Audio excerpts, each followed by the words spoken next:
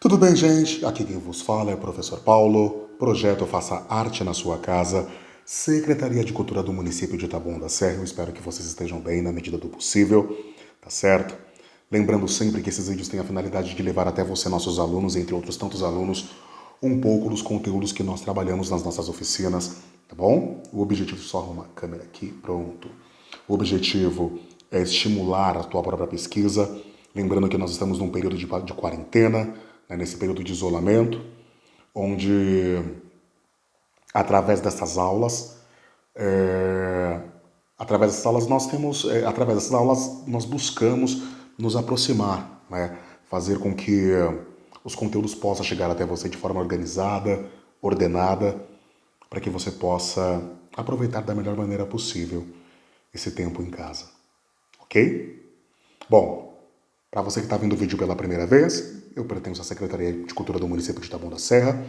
Esses vídeos têm a finalidade de levar aos nossos alunos, né, conteúdos que nós trabalhamos nas oficinas, e nós já estamos numa toada falando sobre a história do teatro e traçando alguns paralelos com peças contemporâneas. Em alguns vídeos eu consigo fazer isso. Mas o foco está sendo num passeio nos primórdios do teatro.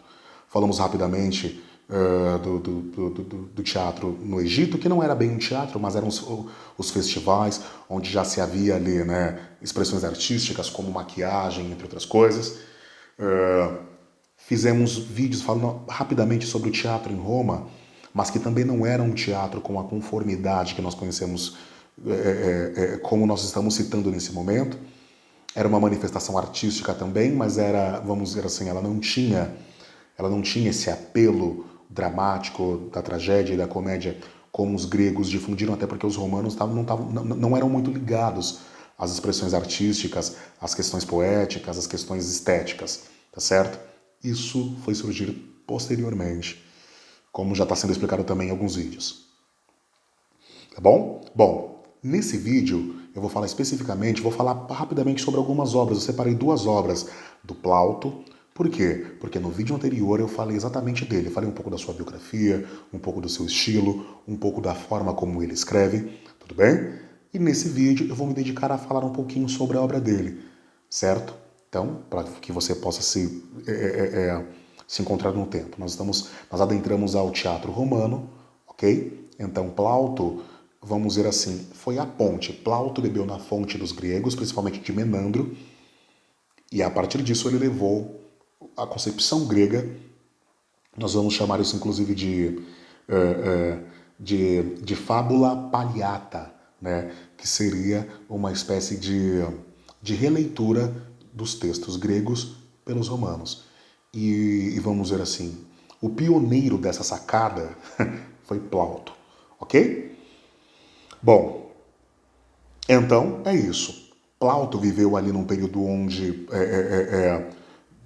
onde Roma já tinha invadido o território grego, né?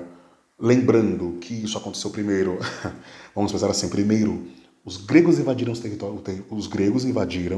o território romano, né? Se você pesquisar sobre Alexandre o Grande, depois os romanos invadiram o território grego.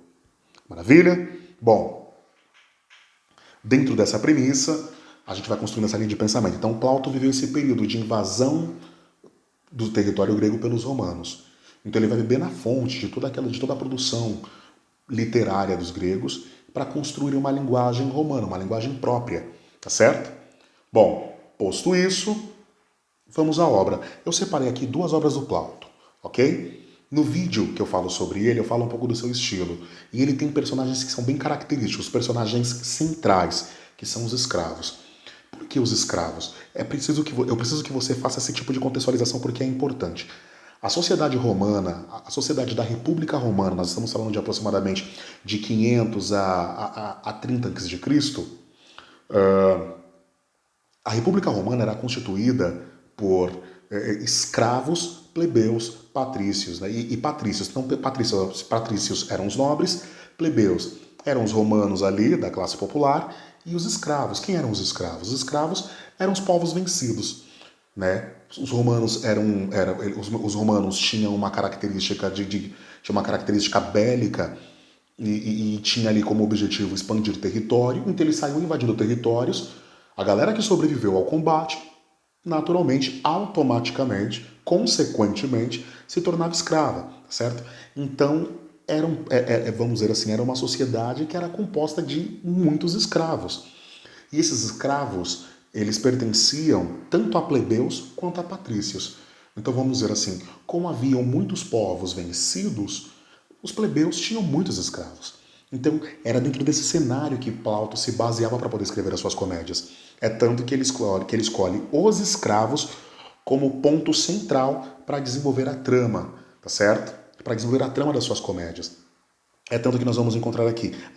Tem outro ponto, que tem uma outra característica que é importante a gente salientar, que é a relação entre pai e filho. Nós estamos falando de um período patriarcal, né, onde a mulher não tinha voz, a mulher não era considerada uma cidadã. Era a relação entre pai e filho, ela era muito forte, porque era uma concepção de mentor e aluno, né?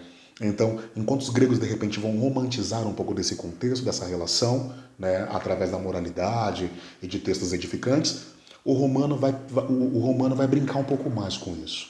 Como já não tem tanto apelo religioso, ele brinca mais com essas questões, tá certo? Então, Plauto vai brincar um pouco mais com esses conflitos, vai trazer outras concepções onde pai e filho nem sempre se dão tão bem.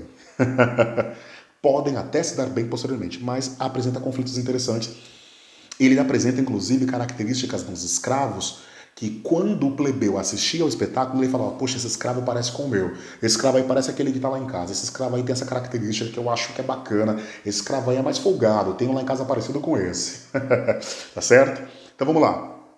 Tem a comédia chamada Mostelaria, traduzindo a comédia do fantasma. É uma comédia que se passa, eu vou ler aqui o resumo, e diz o seguinte: é uma tradução que eu achei de língua portuguesa de Portugal. Tudo bem, eu não encontrei uma tradução em português do Brasil, então é uma tradução feita pela língua portuguesa de Portugal. Diz o seguinte: o resumo, ok? A comédia do fantasma. Numa comédia de ilusão e de conflito de valores, o jovem Filólaques, aproveitando a ausência do pai, endivida-se em festas e na compra da liberdade de sua amada escrava. Olha lá. Então, olha lá, já apresentou o primeiro conflito. O filho que se endivida, o pai sai, o filho se endivida, pega a grana e compra a escrava que ele gostava. Ok? Aí, olha lá. O regresso inesperado do Sênex, do senhor, vamos lá, suscita o engenhoso plano do escravo Tranião. Porque o pai, né, o pai do Filólax voltou muito cedo. E no que ele volta muito cedo, o Tramião, que era o escravo malandro, trama um plano ali para convencer, para criar ali uma trama, criar uma trama ali, né, de casa fantasmagórica, para tentar ganhar, para tentar comprar, para ganhar uma grana, para tentar comprar sua própria liberdade, porque cada escravo tem um objetivo. Você vai ter o escravo que é o puxa-saco, né, o escravo que abaixa a cabeça, você vai ter o escravo que é o mais preguiçoso, que é o mais malandro, e você vai ter o escravo que está mais focado na compra da sua própria liberdade. Então, são essas as tramas que vão acontecendo. Então, entre escravo, pai, filho, amada, sentimento, ok? Então, essa é a comédia do fantasma. Eu vou ler aqui um pedacinho do texto. É muito bacana que quando você vai para o texto, o diálogo começa exatamente com os escravos. Isso é muito legal, assim. Muito legal. Estou procurando aqui rapidinho, gente. Deixa eu só baixar aqui que a tradução é bem grande.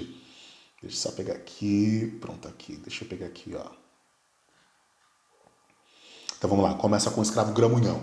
Vou ler rapidamente o trecho. Sai já da cozinha, né? Gramunhão fala. O diálogo começa com dois escravos, Grumião e Tranião. Grumião e Tranião. O escravo rústico Gramião entra em cena pelo lado direito do palco e começa a gritar efusivamente à frente da casa do velho Teoprópides. Ok? Grumião. Sai já dessa cozinha.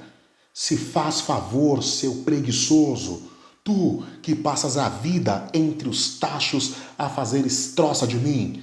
Sai daí de dentro da casa, ó desgraça do seu dono.